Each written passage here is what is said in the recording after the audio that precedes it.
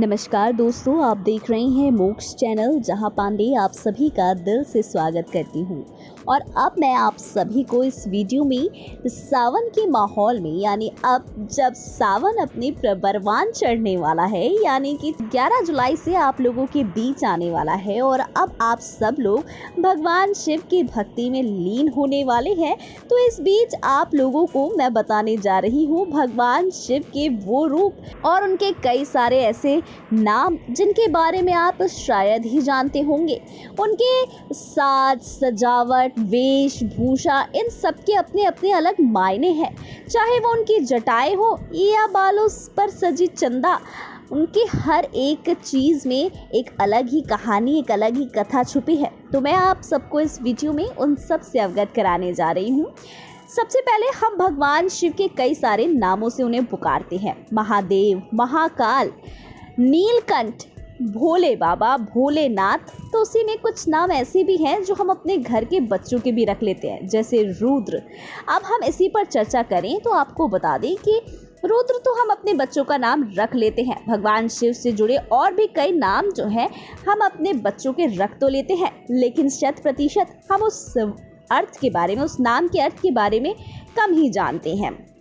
तो आज मैं रुद्र के बारे में बताने जा रही हूँ कि भगवान शिव के इस प्रखर रूप को रुद्र कहते हैं। जी हाँ, एक रूप है उनका जिसको रुद्र रूप में परिभाषित किया जाता है। हमारे शास्त्रों में रुद्र के बारे में, भगवान शिव के बारे में काफ़ी कुछ जानकारियाँ दी गई हैं, लेकिन श्योर है कि आप सब अब तक उन सभी जानकारियों से अनजान होंगे। लेकिन मैं आपको उन सभी रोचक तत्वों से आज रूबरू कराऊंगी। लिंग पुराण के अनुसार सृष्टि के चक्र को तीव्रता प्रदान करने के लिए भगवान शिव ने स्वयं ही अपने 11 अमर व शक्तिशाली रूप, जो रुद्र रूप की जो है संरचना की है। कहीं यह रौद्र रूप में दिखते हैं तो कहीं सौम्य रूप में दर्शन देते हैं। यह दोनों ही एक दूसरे के पूरक है। रु का अर्थ होता है चिंता और द्र का अर्थ होता है दूर करना। और इस बात में तो कोई शक नहीं है कि महादेव सबकी समस्याओं को, सबकी चिंताओं को नाश कर देते हैं, हर लेते हैं।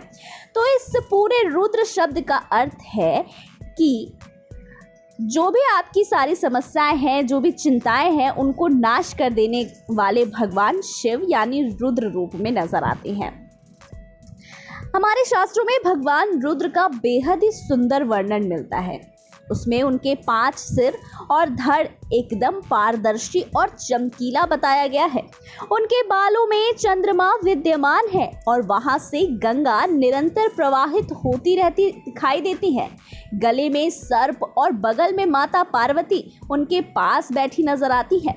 त्रिनेत्रधारी रुद्र भगवान के 4 हाथों में से एक में त्रिशूल, बाकी आशीर्वाद वरदान देते और हिरण के साथ दिखाई देते हैं। इसी कारण से भगवान शिव का रुद्र अभिषेक भी जब किया जाता है तो वह भी उनके रूपों की भांति 11 बार ही करने की परंपरा चली आ रही है। मान्यता तो ये भी है कि भगवान हनुमान उनके 11वें रुद्रावतार ही है, जो इस रूप में श्री राम की उनके इस धरती पर अवतार की सहायता करने के लिए आए थे। वह लोक परलोक दोनों के भगवान हैं। भगवान इस रूप में भक्तों के सारे कष्ट हरते रहते हैं। भगवान रुद्र के नाम में ही उनके पालनहार होने के रहस्य छुपे हैं। भगवान शिव के रुद्र रूप को पालनहार और सहारक दोनों ही संज्ञा प्राप्त है। इसीलिए जब वह इस रूप में आते हैं तो हर कहीं प्रलय आ जाता है, लेकिन उनका सौम्य रूप अत्यंत श्वेत और करुणामयी है। ऋग्वेद और यजुर्वेद में रुद्र भगवान को पृथ्वी और स्वर्ग के बीच बसी दुनिया के इष्ट देव के रूप में बताया गया है। दरअसल इस सृष्टि में जैसे जीवित रहने के लिए प्राण वायु का महत्व है, उसी प्रकार रुद्र रूप का भी अस्तित्व सर्वोपरि है। उपनिषदों में भगवान रुद्र के 11 रूपों को शरीर के 10 महत्वपूर्ण ऊर्जा स्रोत मानने के साथ ही 11वें को आत्म स्वरूप माना गया है। सृष्टि में जो भी जीवित है, इन्हीं की बदौलत है। मृत्यु पश्चात आपके सगे संबंधियों को रोना आता है, इसीलिए रुद्र को पवित्र अर्थों में रुलाने वाला भी कहा जाता है।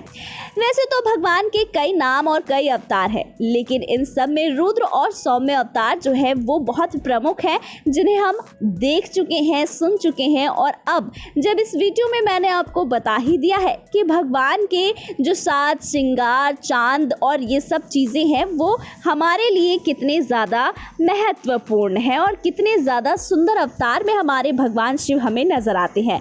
उम्मीद है आप सभी को हमारी ये वीडियो अच्छी लगी होगी। अगर अच्छी लगी हो तो इसे लाइक, कमेंट, शेयर करके ज़रूर बताएं।